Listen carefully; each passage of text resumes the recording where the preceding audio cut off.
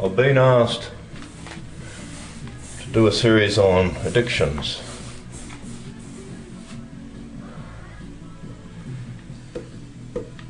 And I can talk about addictions because I've been caught up in a few myself. And this is in my Christian walk, which is quite a dangerous place to be. But one thing I can say is that I never really appreciated that whole scenario until I went through a few myself. Now, I did a tape there on prostitution, and I'd like to talk a little bit about that whole area of pornography, alcohol, drugs, gambling. Seems to be one of those things that mankind has had for generations.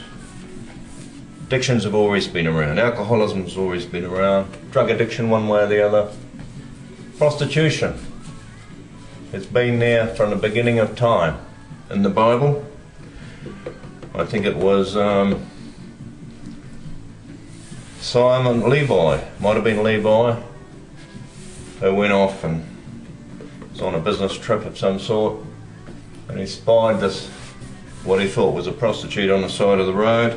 It actually turned out to be his daughter-in-law, who was parading herself as a prostitute because he hadn't come up with the goods.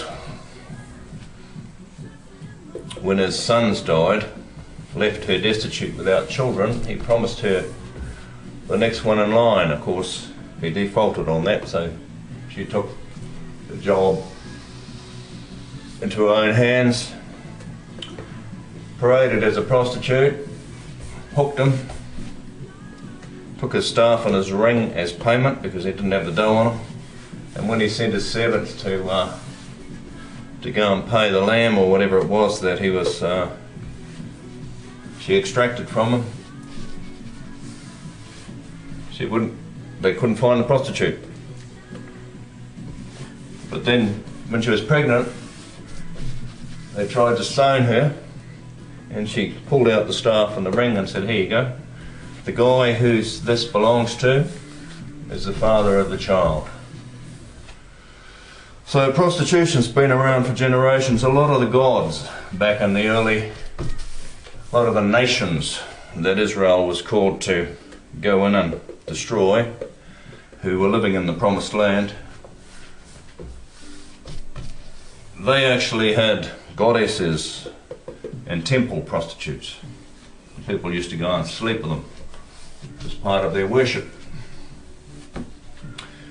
Prostitution is rampant today. The typical scenario, the businessman is out there, for example, with his collar and tie. He's been working his butt off all day, out on business in a different country or a big city somewhere. He's trying to relax at the pub. He ends up passing a strip joint, goes into the strip joint and suddenly discovers a whole area of life that he didn't realise existed. Of course, he's not interested in anything, and when he's accosted and solicited by a prostitute, and that's what they do. What do they do in strip joints? Sex. It's a sex industry. So he gets accosted and taken upstairs, and he thinks, "I'll go along with this."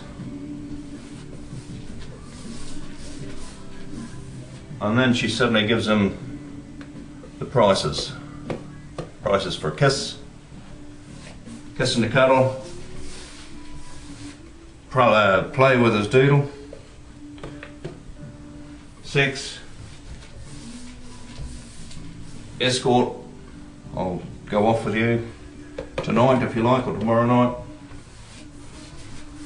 And of course, the happily married businessman thinks, "Oh, I can't do this the first time and the second time, maybe the third time and the fourth," but he keeps turning up at a strip joint when he sees one, having a look, tempting himself.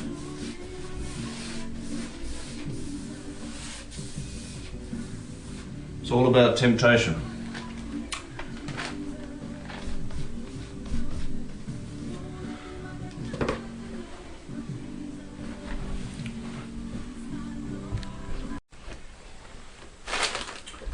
So the happily married businessman finds himself solicited by a prostitute, and if this is the third, fourth or fifth time that he's gone and called into this place, he knows the gossip, what's going to happen. This night he's particularly lonely.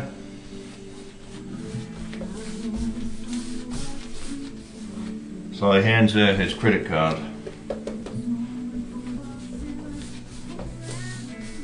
And there is the beginning. What happens? Well, she might con him to taking her back to his place for an extra couple of $100, so he thinks about taking her back to the hotel, and he does that. And of course, what does she do with her money? She buys drugs. A lot of these prostitutes keep going because they need a fix. A lot of them are emaciated, skin and bone, holes all up the arms, scabs on them. Of course, this guy doesn't discover that. So when she has a shower back at his place, and he has a shower, he goes back and discovers that she's got the candle out and she's heating up some crystals, and she gets him to hold her arm. She hasn't got a tourniquet that's working and can't find a vein that it can fit into. Next minute she's bombed out of her brain, wanting to go back to get some more dope, promising to do all sorts of stuff. By that time the businessman realises what he's into, what she's into, feels terrible about the whole thing, looks at the picture of his wife and kids on his dresser and decides he has to get rid of her as fast as he can. Of course, the prostitute starts bawling her eyes out. And what is a prostitute bawling her eyes out? Because he's been abusing and using her. So he pays her off and pays a taxi.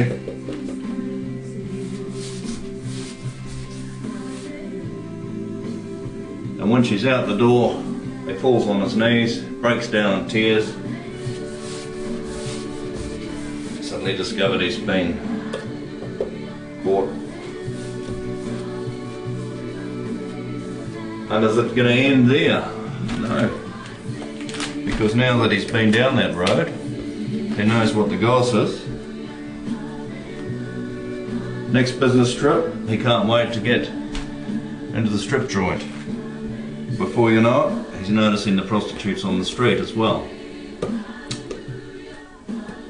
And even though he feels terrible about what he's doing, he can't stop it, because he's had a few drinks and he's lonely and he's done it before, and suddenly these prostitutes are starting to look quite nice.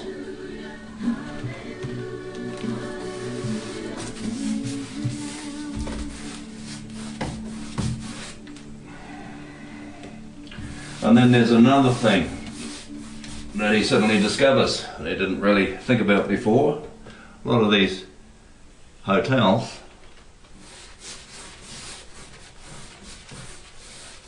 have pay channels.